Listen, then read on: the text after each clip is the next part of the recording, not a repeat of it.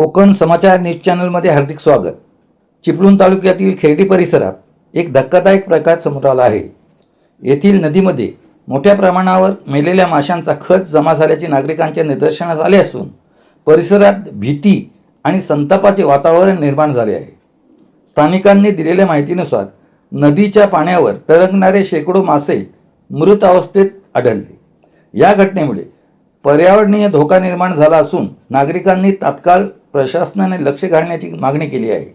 विशेष म्हणजे नदीच्या आजूबाजूला राहती वस्ती असल्यामुळे तीव्र दुर्गंधी पसरली असून नागरिकांना मोठा त्रास सहन करावा लागत आहे। या दुर्गंधीमुळे आरोग्यावर परिणाम होण्याची भीती व्यक्त केली जात आहे। या प्रकारामुळे कोणती रोगराई तर पसरणार नाही ना, असा सवाल स्थानिक नागरिकांकडून उपस्थित केला जात आहे। प्राथमिक अंदाजानुसार या नदीमध्ये सोडले जाणारे पाणी हे खेर्डी MIDC परिसरातील असल्याची शक्यता व्यक्त केली जात आहे। मात्र मासे नेमके कशामुळे मृत्युमुखी पडले याबाबत अद्याप कोणतीही अधिकृत माहिती समोर आलेली नाही। स्थानिक ग्रामस्थ आणि पर्यावरणप्रेमींनी याबाबत संताप व्यक्त करत जबाबदारांवर कठोर कारवाईची मागणी केली आहे। जर औद्योगिक सांडपाण्यामुळे हा प्रकार घडला असेल तर दोषींना माफी नाही, असा इशाराही नागरिकांनी दिला आहे।